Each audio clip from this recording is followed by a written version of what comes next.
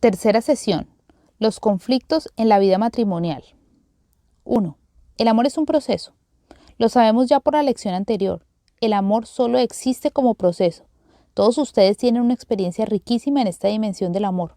Un día se conocieron y se inició enamoramiento. El proceso de acercamiento mutuo personal. Proceso que culminó en la unión del matrimonio. A partir de este día, inmensamente feliz para ambos, ¿qué dirección ha seguido el proceso de su relación personal? Tal vez el proceso ha seguido y hoy se quieren mucho más que antes. Tal vez el proceso se ha detenido y hoy no les parece que se quieren ni se necesitan como antes. Tal vez el proceso se ha inadvertido y hoy se encuentran bastante alejados uno del otro.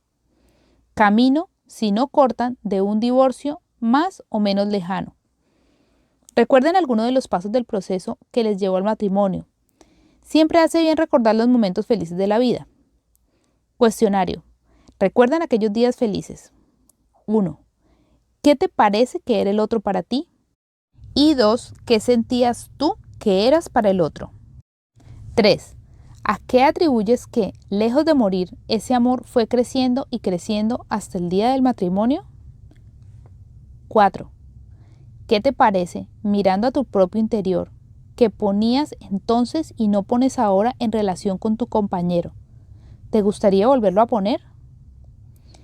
Escribe las respuestas a las 4 preguntas y, si no tienes especial dificultad, enséñaselas a tu esposo o a tu esposa, y esta noche las comentarán al llegar a casa.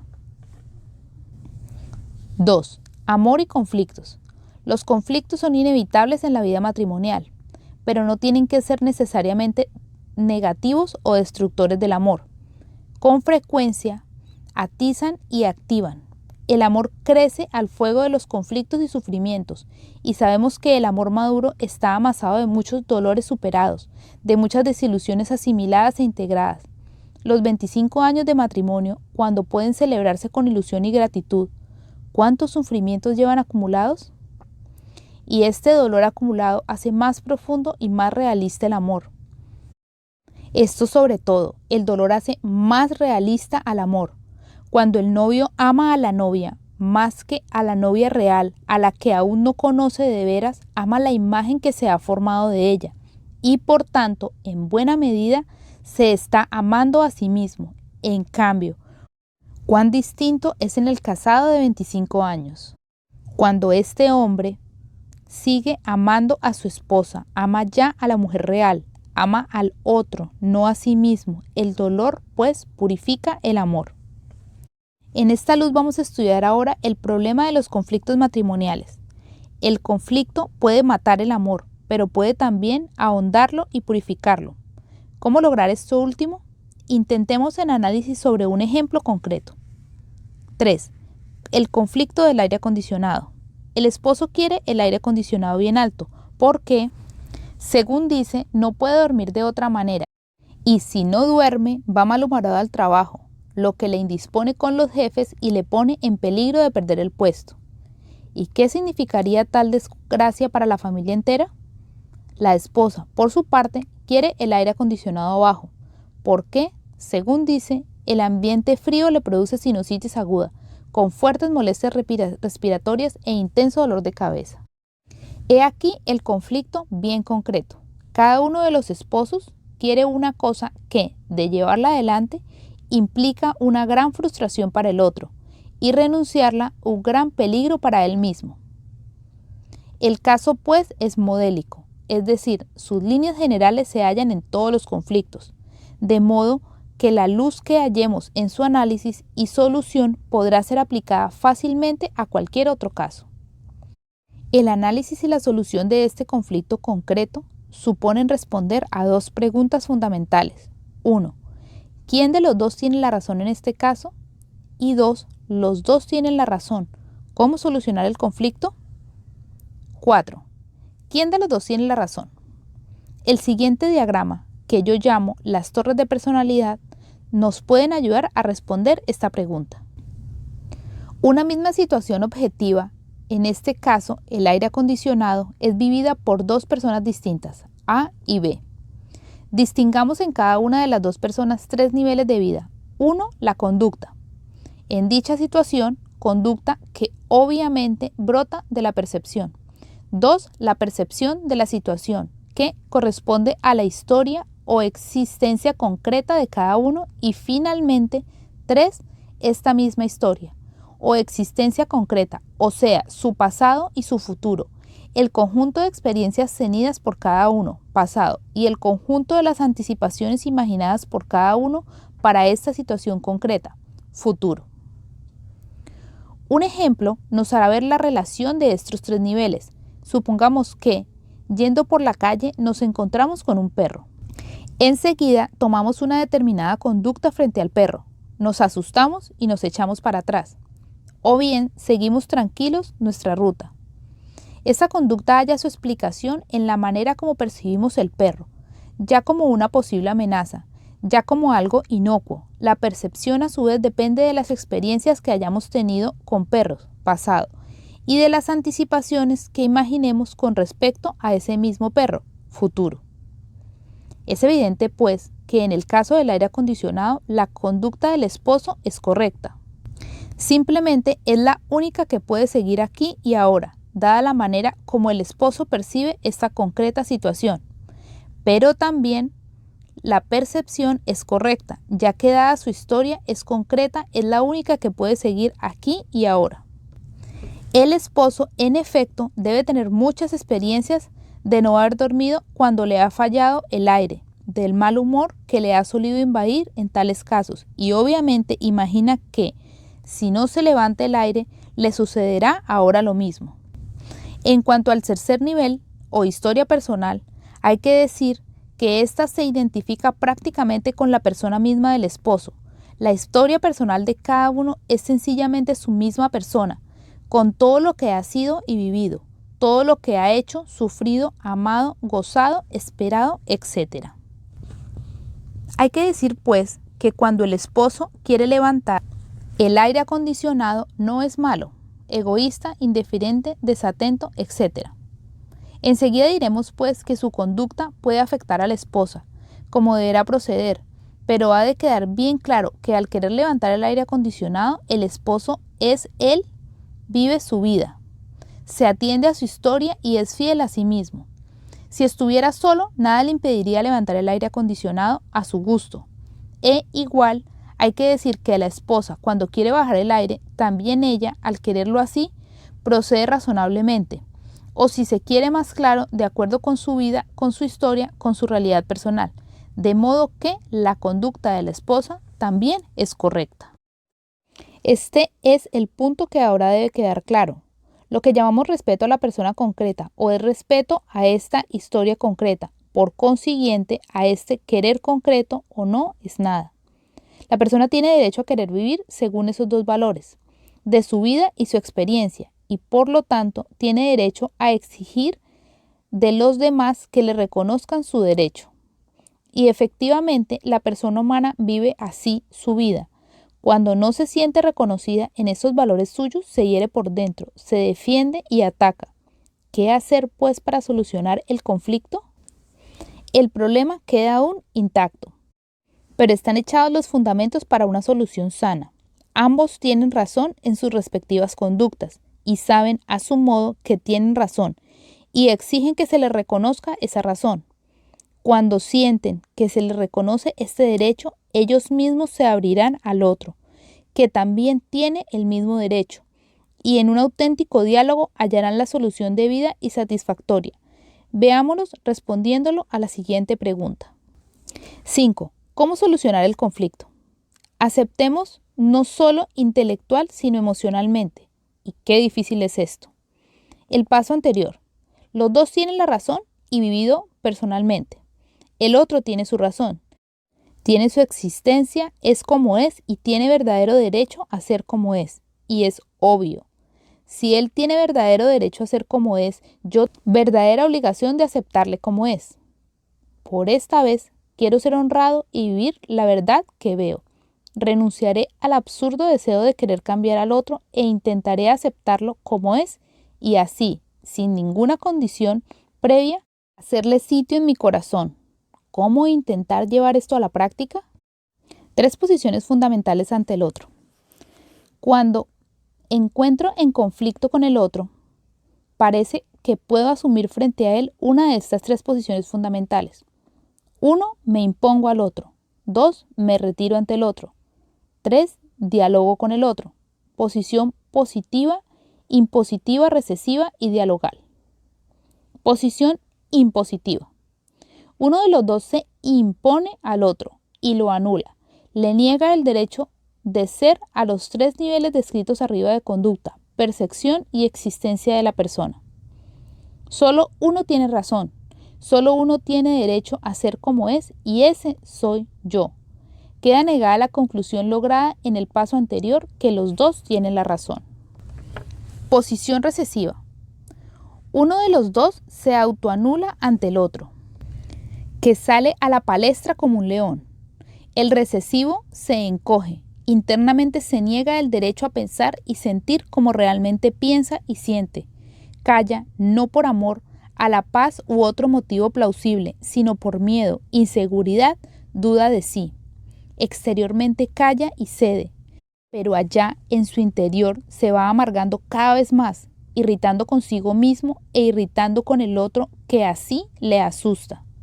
En esta posición, el recesivo se niega emocionalmente a sí mismo, no se reconoce el derecho de existir como realmente existe y se retira. En su situación emocional interna, esta posición, aun siendo frustratoria, le resulta menos amenazante que en la de afirmarse ante el otro y defender su derecho.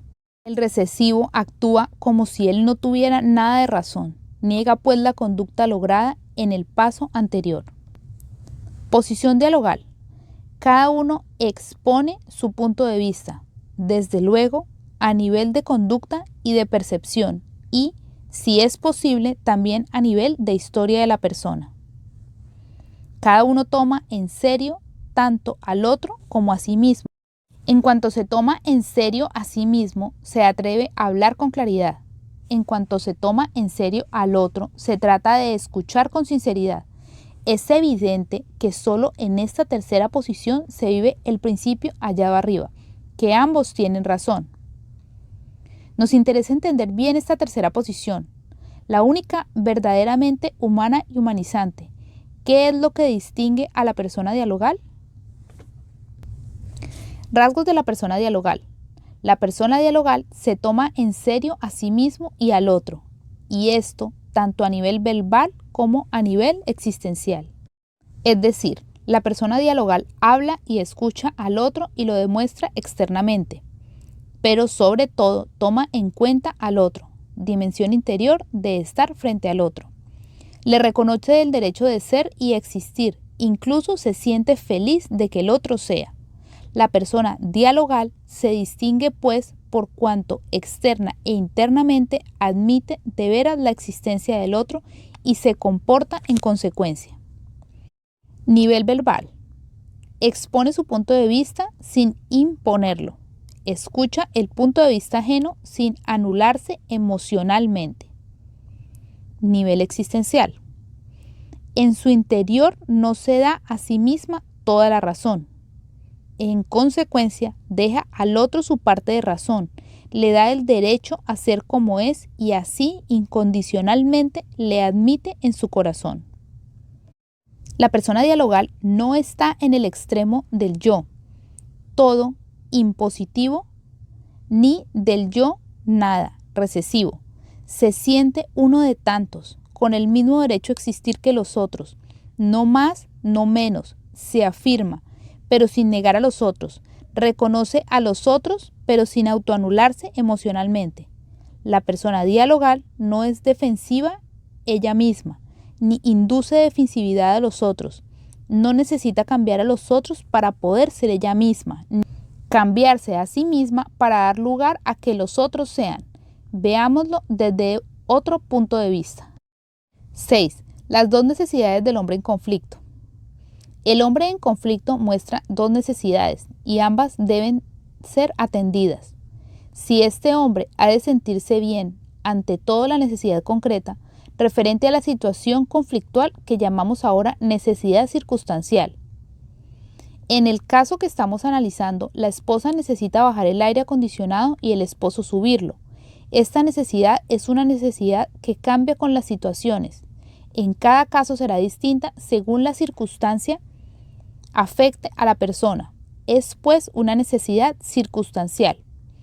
Pero en todo conflicto, la persona muestra otra necesidad más profunda, la de sentirse acogida tal como es, la de sentirse importante y, como si dijéramos, con derecho a ser de este mismo modo que está siendo. Llamamos a esta necesidad fundamental, porque cualquiera que sea la situación conflictual, ella permanece siempre la misma. El hombre necesita el aire acondicionado alto, pero necesita sobre todo sentirse acogido de parte de su esposa, es decir, que su esposa entienda y acepte que él es como es, y así le quiere y le acoja. Cuando el hombre se siente acogido en esta necesidad fundamental, se vuelve blando internamente, puede abrirse al otro e incluso ceder. Se hace posible de este modo el arreglo del conflicto. El hombre en conflicto, afectado de estas dos necesidades, pide dos clases de atenciones de parte del otro. Atención a la necesidad circunstancial, dándole lo que pide si ello es posible y razonable. Atención a la necesidad fundamental, haciéndole sentir acogido. No siempre es posible ni razonable atender la necesidad circunstancial, pero siempre es posible y debido atender la necesidad fundamental. El hombre en conflicto lo que exige de veras es esta última atención. De la otra parte puede prescindir, y lo que hace incluso con gusto cuando se siente atendido en la necesidad fundamental. Un ejemplo. Vienes a pedirme $10, yo te los doy. Atención a la necesidad circunstancial. Pero te recrimino, te hago sentir mal con los gestos y el tono lo que te digo. Desatención a tu necesidad fundamental. Vienes a pedirme $10 y no te los doy porque realmente en ese momento no tengo o no puedo, pero me intereso por ti. Siento tu caso y te acepto con esa necesidad. ¿En cuál de los dos casos te sientes tú atendido y abierto a mí, blando para el diálogo y a la concesión? Nos preguntamos arriba, ¿cómo solucionar un conflicto matrimonial? Ahora entreveemos la respuesta, actuando dialogalmente. Y actuamos dialogalmente cuando afirmándonos emocionalmente, nosotros mismos reconocemos al otro, hablamos honradamente con él, pero también lo escuchamos, y sobre todo cuando le reconocemos el derecho incondicional de existir como es, de pensar, sentir y hacer lo que hace, cuando ni externa ni internamente queremos cambiar al otro, sino que triunfe entre los dos la justicia y la verdad. Si llevados de esta actitud interior acertamos a hacérsela sentir al otro de modo que se vea acogido como es, entonces algo admirable pasa en el otro. No necesita defenderse, antes al contrario puede ablandarse. Dada la disposición del otro, tampoco tú necesitarás defenderte de él, a quien ya no sientes como tu enemigo. Estamos en un clima de paz donde la solución surgida de un verdadero intercambio de puntos de vista satisface de veras a ambos. La solución puede ser una u otra. Será una solución razonable aquí y ahora. No habrá vencidos ni vencedores, sino la justicia y la verdad, aquí y ahora, haciendo que ambos crezcamos en amor y unión. En resumen, el gran descubrimiento de estos análisis de dialéctica de las emociones en los conflictos es el siguiente. 1. En un conflicto, cada uno reacciona a su modo y siente que esta reacción es al menos parcialmente razonable en cuanto es suya. En consecuencia, quiere, exige y espera sentirse acogido. 2. Para hacerle experimentar ese acogimiento no es preciso satisfacerle en su necesidad circunstancial. Basta que se acoja en su necesidad fundamental. 3. Cuando se siente así acogido, se ablanda y se entrega. En cambio, cuando se siente rechazado, se endurece y se defiende. 4. Queda pues la conclusión científica siguiente que enuncia Rogers. Así, Si soy capaz de crear una relación que de mi parte se distinga por ser realmente auténtica, acogedora del otro y empática y comprensiva, antecedente, entonces el otro se transforma y a su vez se vuelve acogedor y comprensivo hacia los demás. El proceso de convertirse en persona. 5.